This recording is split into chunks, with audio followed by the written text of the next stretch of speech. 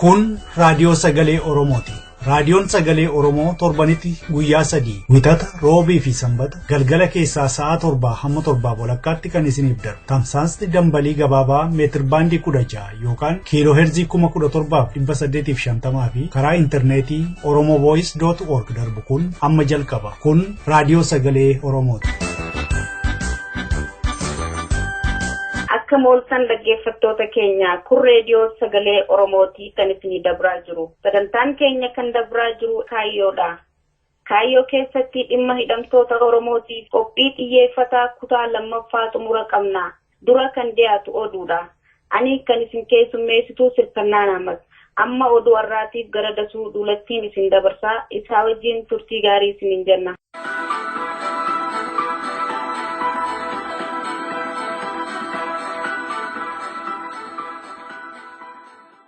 Uummattoonni Itoophiyaa keessaa hundi mirga isaanii falmachuudhaaf tokkummaan kan irreen isaan bitaa jiru mootummaa Itoophiyaa irratti akka ka'aniif waamicha godhe. Tumsi bilisummaa fi dimokiraasii uummattootaa. Tumsi kun waamicha kana kan godhe korasaa jalqabaa bitootessa 21 hanga 25tti Asmaraatti taa'e irrattidha. Tumsi bilisummaa fi dimokiraasii uummattootaa kun haala Itoophiyaa keessaa fi kan gaanfa Afrikaa xiinxalee ture. Tumsichi hanga korasaa itti aanutti kan hojii gamtichaa guyyuu dalagan pireezidaantii Koree hojii raawwachiiftuu fi itti gaafatamtoota dameelee filatee ka'eera. Itti dabalees wixinee heeraa sirna bulchiinsaa fi dookumentarii irratti mari'atee raggaasiseera. Bakka buutonni miseensota tumsichaa marti adda bilisummaa biyyoolessa Ogaadeeniyaarraa, adda bilisummaa uummattoota Beenishaangul, sochii bilisummaa uummata Gaambeellaa, adda bilisummaa biyyoolessa Sidaamaa fi adda bilisummaa Oromoo irratti argamanii turan. Ajjeechaa goleelee Itoophiyaa keessaa deemaa jiru addatti immoo kan Koonsoo, kan Oomoo, kan Ogaaden, kan Beenishaangul, kan Gaambeellaa, Sidaamaa, Oromiyaa fi Amaaraa keessa sagalee cimaatiin balaaleffatanii ka'an. Keessattuu immoo hiraarsaa fi tarkaanfii gara jabeenyaa Oromiyaa keessatti adda bilisummaa uummata Tigraay fudhataa jiru gadi fageenyaan balaaleffatanii lafaa fi qabeenya lafaa saamachuudhaaf jecha uummata buqqisuudhaan abbootii qabeenyaa biyya keessaa fi biyya ambaa kan mootummaa Itoophiyaatti hidhata qabaniif kan kennaa jiru hundumaa balaaleffataniiru. Dhumarratti uummattoonni Itoophiyaa keessaa marti isaanii bakka jiranitti gamtaadhaan mootummaa qawweetiin isaan bitaa jiru akka ofirraa kaasaniif waamicha taasise. Kana malees hawaasni addunyaa mootummaa Itoophiyaa yakkasuu kanneessaa raawwataa jiru akka hin deeggarre jechuudhaan gaafate tumsi bilisummaaf dimokiraasii uummattootaa kun. Har'a magaalaa Jimmaa keessatti fincilli xumura gabrummaa ho'aatu gaggeeffamaa oole. Diddaan uummata Oromoo magaalaa Jimmaa keessatti kan ka'e bakka gabaa Bishiishii jedhamuttidha. Jiraattota magaalaa Jimmaa barattootaa fi warra baadiyyaatii gabaaf magaalaa dhufan kan hirmaachise mormiin har'aa dhaadannoo ciccimaa dhaggeessisaa oole magaalattii keessatti. Mootummaan adda waa'uu adda bilisummaa uummata Tigraay aangoorraa haa bu'u, dhaabbanni dimokiraasummaa uummata Oromoo bakka hin bu'u, obbo Muktaar Kadirii fi adde Aasteer Maammoo aangoo gadhiisuu qabanii, yakka sanyii duguggaa Oromiyaa keessatti raawwatamaa jiru hatattamaan haa dhaabbatu, barattoota keenya hidhuu fi ajjeesuun dhaabbachuu qaba, warri Oromoo ajjeesan seeratti haa dhiyaatanii fi waraanni nurraa haa ka'u jechaa oolanii jedhe maddi keenya ijaan arge achiiti. Ambo mana barumsaa Cariitti kan barataa ture ilmi Oromoo tokko kaleessa Burraayyuu keessatti waraana Itoophiyaatiin ajjeefame. Barataan sun waddeessaatii naanna'ee Cariitti osoo baratuuti hidhamuudhaaf jennaan miliqee Finfinnee ture kan inni gale. Hordofanii garuu bakka inni jirutti Burraayyuutti marsanii qabachuudhaaf jennaan miliquudhaaf yaalee rasaasa qawwee Itoophiyaa keessaa baheen lubbuunsaa darbeera. Reeffisaa dura maatiidhaaf akka hin kennamne dhorkamee ture. Har'a garuu yeroo Amboo gahe magaalaa akka hin seenne reeffisuun jechuudhaan dhorkamaa oolee jedhe maddi keenya kun. Naannoo asumaa hidhamee ture isaan akka aanaan gara Finfinneetti baqatee deemee gara Ingilizii rukutamee lubbuunsaa dabarseetti isaaf jecha xiqqoo sochii cimaatu jira ammaan booda uummanni socho'aa jira reeffillee hin kennamu jedhamee har'a akka gadhiifamutti dhahan ture amma reeffi dhufaa jira xiqqoo sochii bisumaan wal qabatee reeffi akka karamaa keessan dhaabban baadiyyaatti baay'ee gaamalee jedhamti kun uummata fardaa jiru. Achuma Amboo keessatti guyyaa 3 dura namni Amboo Xuqur Gudar Shananii fi Ginciifaat keessa naanna'ee Oromoota basaasee hiisisaa fi ajjeessaa ture jedhame tokko rasaasaan dhahame.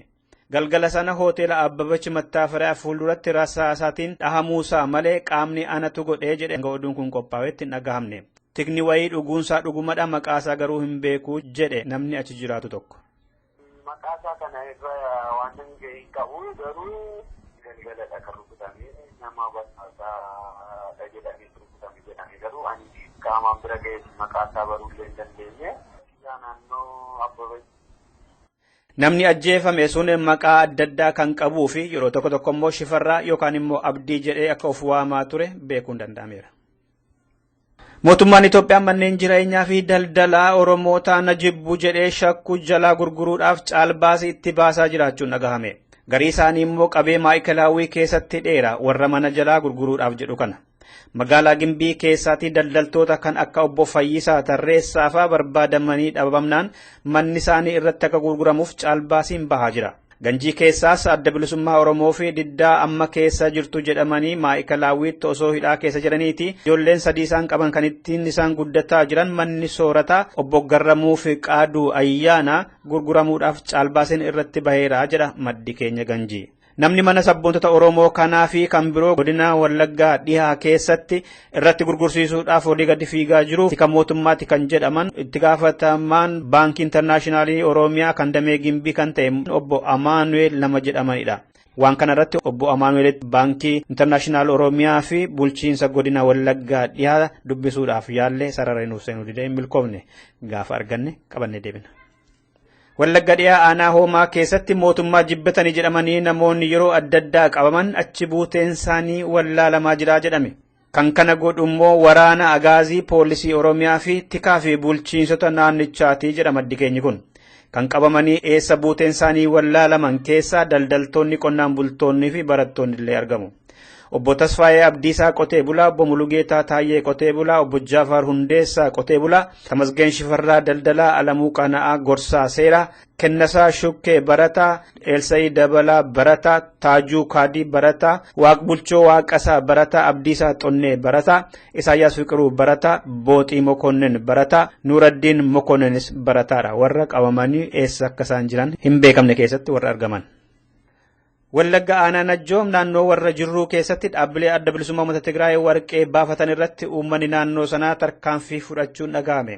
Warqee Najjoo gannoota 25 darban guutuu baafachaa bahanii kan jedhaman namootaa fi dhaabbilee Tigraay irratti wixata darbirraa kaasee tarkaanfiin fudhatamaa jira. Uummanni naannoo konkolaatotaa fi meeshaalee ittiin warqee baasanii fi calalan daakeeraa kan jedhe maddi keenya mootummaan Itoophiyaa immoo barattoota barsiisotaa fi uummata hidhaatti seenuu beeksise. Barataa Firaa'ol Nabiyyuu, Barataa Ifaa Taakkalaa, obbo Taakkalee Caalii Qotee Bulaa, obbo Imaanaa Asoo warra hidhaman keessaa hanga tokkodha.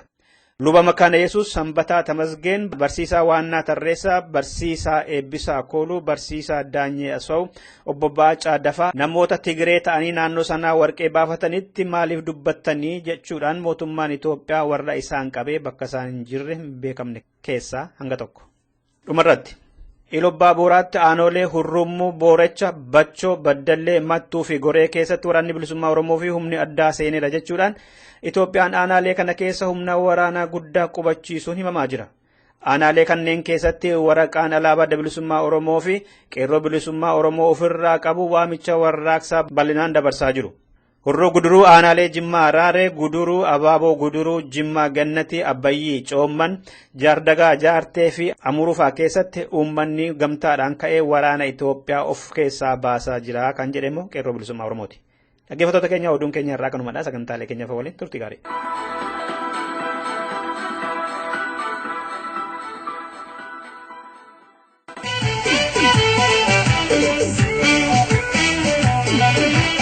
Beeksisa qabna dhaggeeffattoota keenya. Konyaan adda bilisummaa Oromoo Viiktooriyaa ayyaana guyyaa gootota Oromoo kan bara 2016 haala addaatiin kabajuuf qophiitti akka jiru beeksisa. Ayyaanni kun Ebela 9 bara 2016 kabajama. Saatii 2 eegalee bakkisa Flamington Community Center 25 Mount Alexandria Road Flamington Victoria 3031 akka yeroon argamtanii gootota keessan kanneen dhiigaaf lafee isaaniitiin Oromiyaa irraa ijaaran kanneen Oromoof Oromummaa itichan akka yaadattan dhaamsasiniif dhaama. Koree konyaa adda bilisummaa Oromoo Victoria.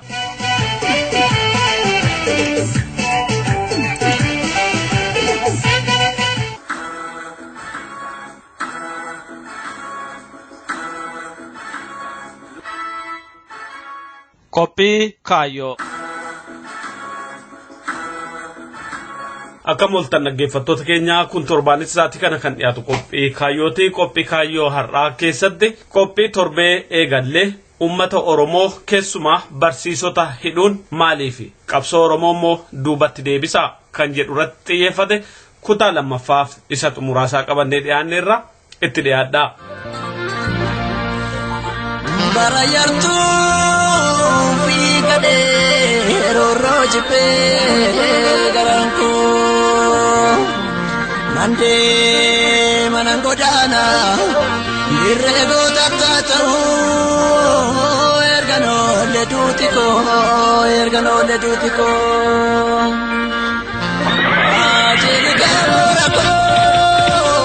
iramani dagala gotamani dagalai Yom mirkain angala, yom dues malapasa, gumala mitu basa, rempalati tu kasa.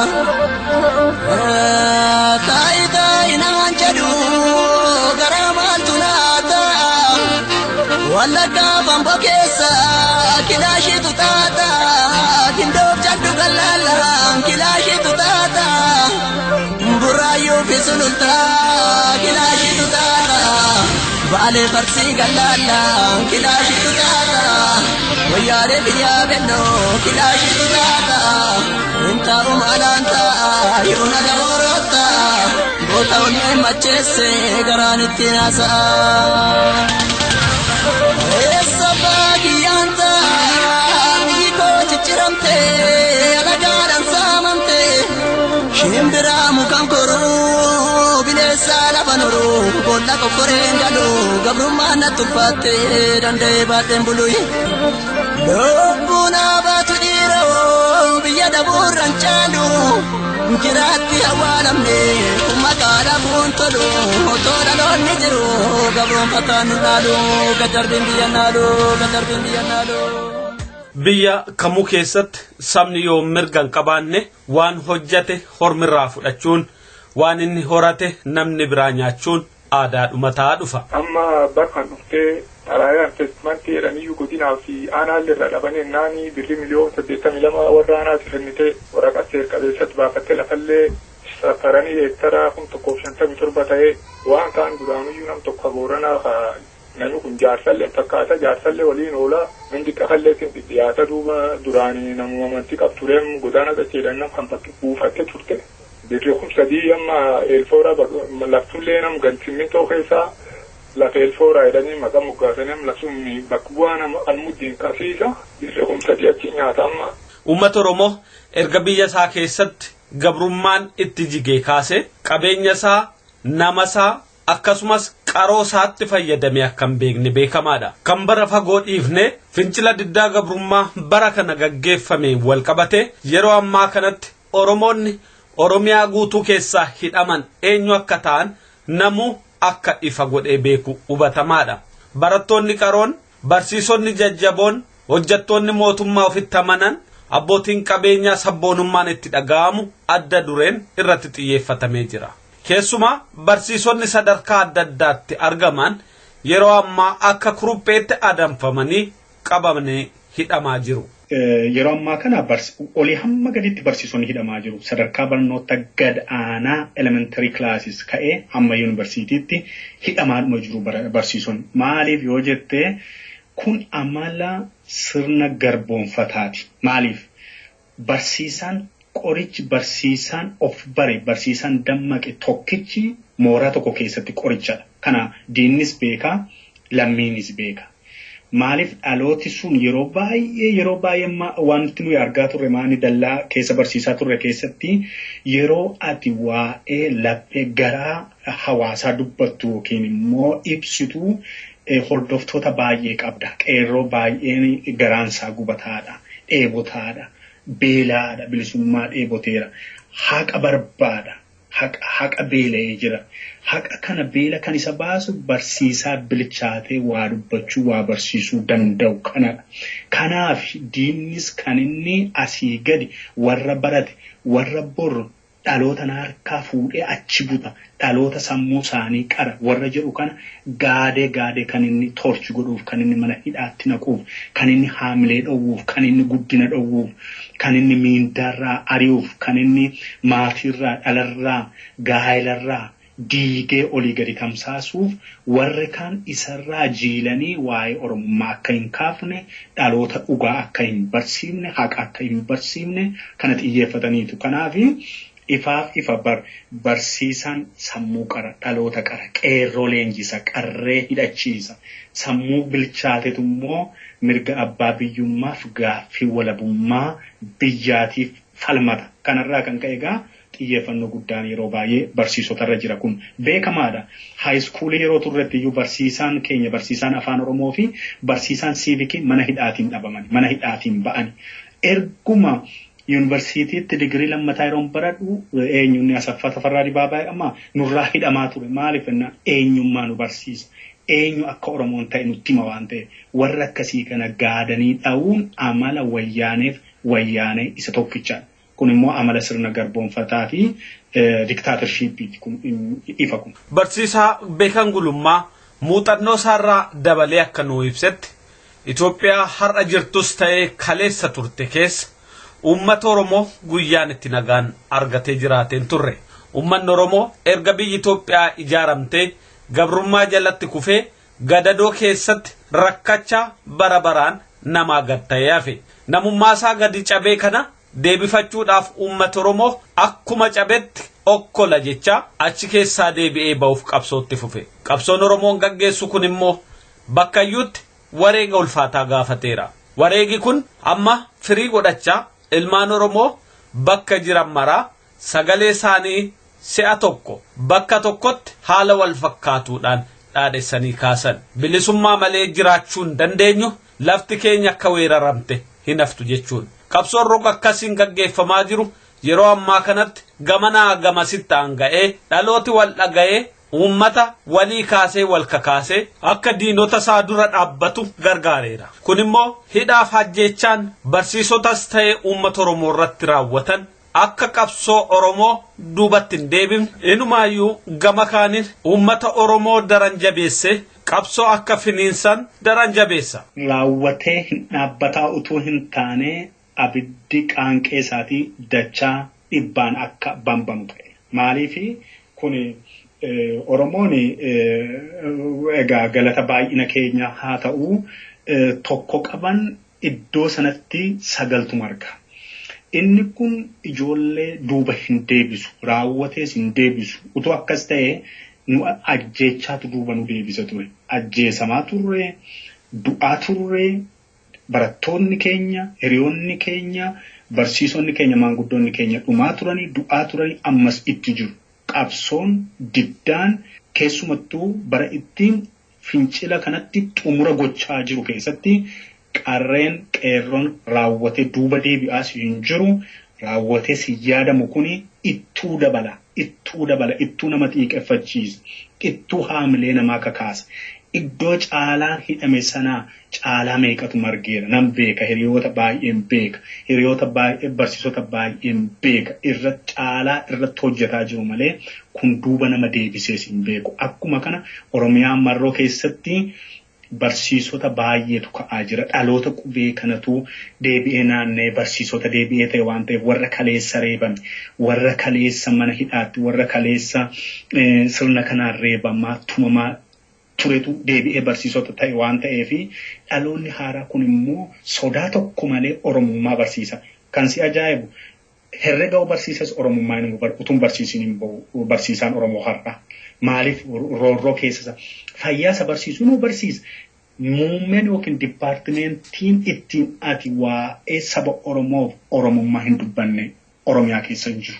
Kanarraa kan ka'e homaa duuba deebisa wanti jedhamu hin jiru ittuu dachaadhaan dabarchiisa malee. Gabroonfataan bara dheeraaf diriirfatee uummata keenya irra taa'aa ba'es yeroo ammaa kanatti wareeruudhaan uummata keenya waan qabu hundaan akka reebaa jiru beekamaadha. Kun jarri sun hagam gara jabeenya akka turan kana duras akka isaan nuunillee haguma nuti bilisummaa keenya argachuuf tattaaffanne immoo wanti isaanii waan xiqqaatuuf ulee reebicha akka jabeessan hubachiisa. Haa ta'uti dhaloonni keenya ammallee bakka jirurraa kan dhageessisu bilisummaa malee jiraachuu hin dandeenyu kan jedhu.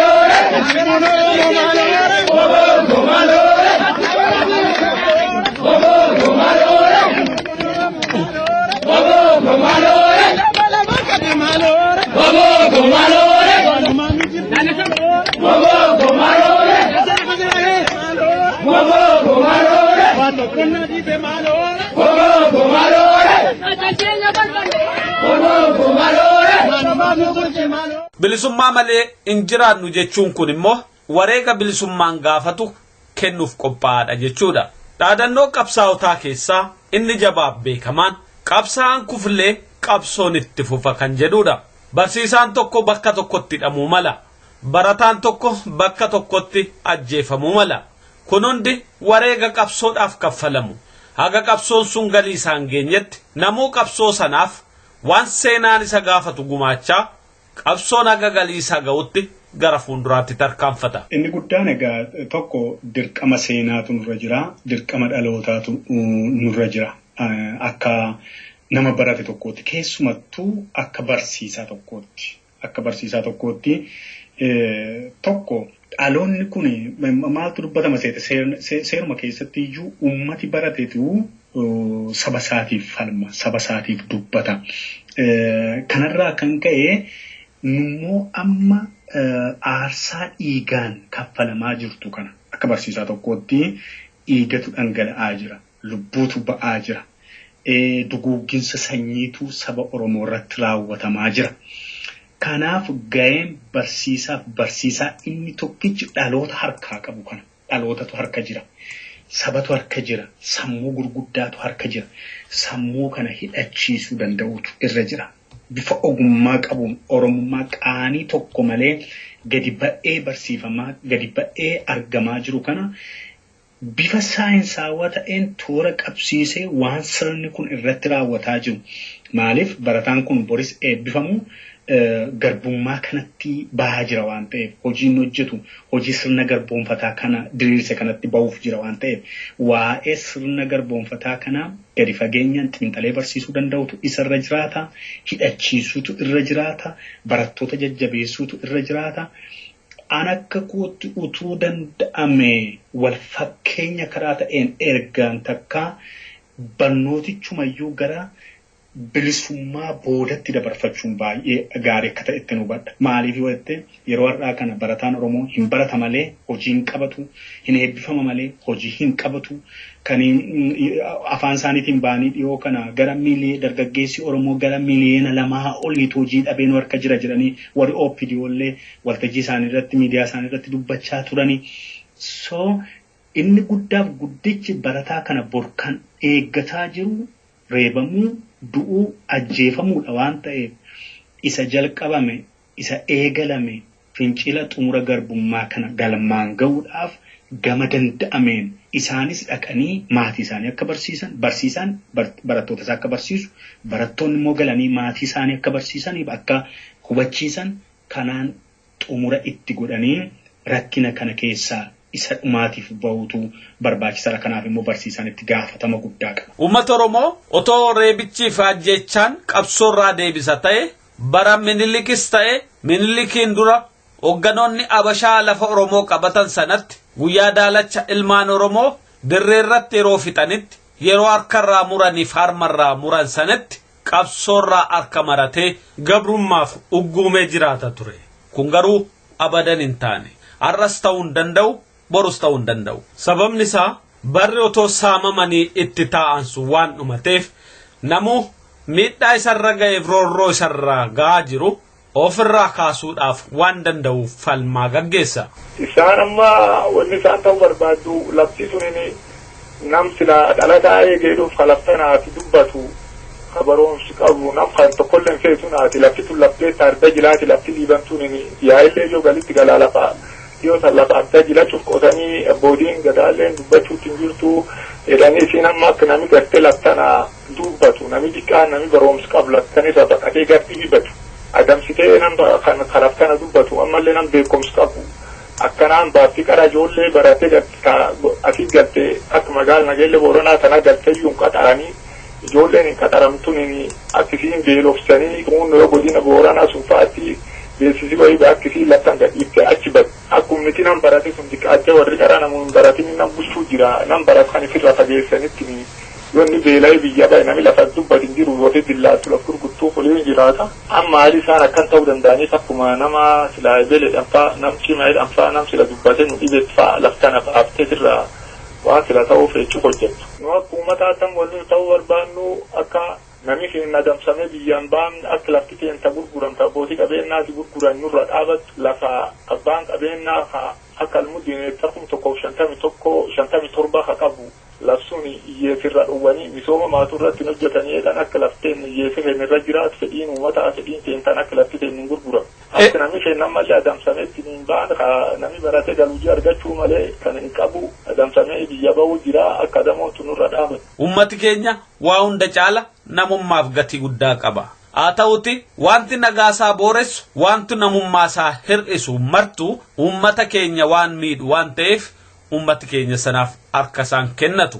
Kanaaf bakka hundatti kan falmaatti jiru. Sirnoon amma jiranis wanti isaan haaraa godhan tokkollee hin jiru. Waanuma kana dura warri isaanii gochaa turan ammallee irra deebi'anii haaromsan. Abashoonni durannaa dhufanis qaroo Oromoo hoggan Oromoof jajjabaa Oromoo ajjeesuu irratti xiyyeeffatan. Kun immoo sabichi hoggana malee ta'ee akka inni jilbeeffatee buluuf yaadamee malee waan biraa miti. Barasaa jijjiirame yeroo isaa jijjiirame malee tooftaan jarri dalagdu tokkichuma. Uummata keenya gamtaa dhoowwitee gabrummaa jala bulchuudhaaf maluudha. Kun immoo abadan akka hin taane beekamaadha.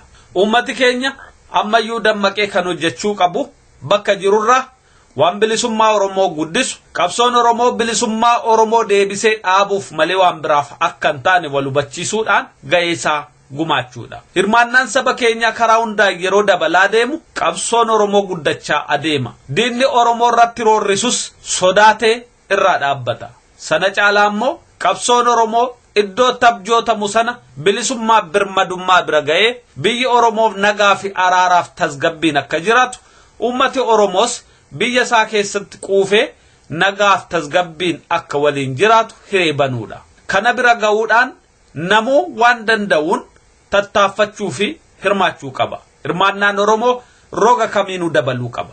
Fincilli Oromoo roga kamiinuu jabaatee kan deemuu qabu bilisummaa Oromootti hidhamee ta'uu qaba.